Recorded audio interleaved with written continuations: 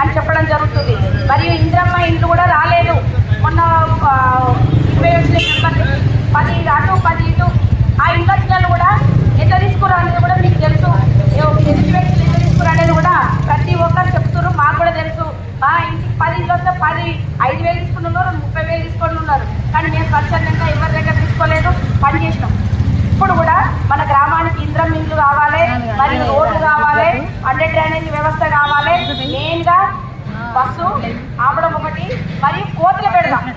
మెయిన్గా ఎక్కడ పోయినా మాకు కూడా భయం అవుతుంది. ఇంటికి తిరుగుతుంటే అసలు వాళ్ళు తినడానికి కూడా ఇబ్బంది పడుతున్నారు, కూర్చోడానికి కూడా ఇబ్బంది పడుతున్నారు. బయట ఒక మనిషి కనబడతలేదు. మాకు డోర్లు పెట్టుకొని తినాల్సి వస్తుంది.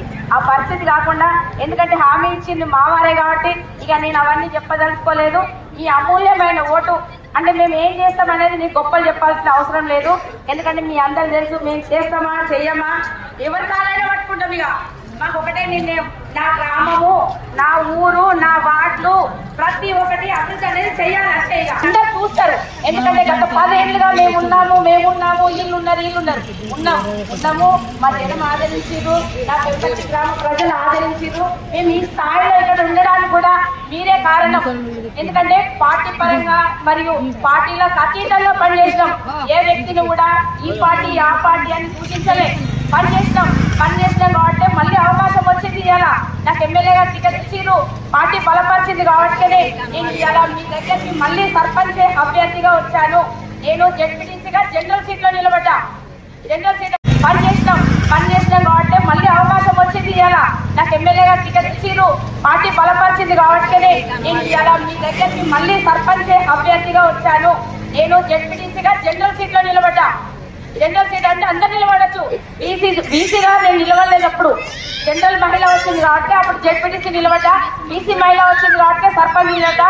మళ్ళీ బీసీ మహిళ వచ్చింది కాబట్టి వేరే వాళ్ళకి అవకాశం ఇద్దామన్నా ఎమ్మెల్యే గారు అవకాశం ఇవ్వలేదు. రేపు ఆయనే క్లుప్తంగా మీకు వివరించడం జరుగుతుంది. ఊరిని ఏం చేస్తున్నారు, ఏం కథ అనేది అన్ని ప్రణాళికబద్ధంగా మనం చేసుకునే పనులు ఖచ్చితంగా చేసుకుంటాము. మరి మీ అందరి ఆశీర్వాదము నా పైన ఉండాలని కోరుకుంటున్నాను. మీ అమూల్యమైన ఓటు నేను ఒకటే కోరుకుంటున్నాను. ఇది 2 రోజులు చాలా కీలకం.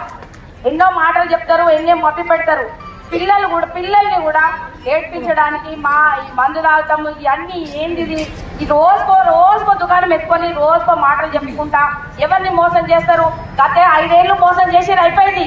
ఇప్పుడు కాదు, అభివృద్ధి చేద్దాం, కొట్లాడదాం, పని చేద్దాం అనే ఒక ఆలోచనతో ముందుకు దయచేసి మాయ మాటలు వినకండి.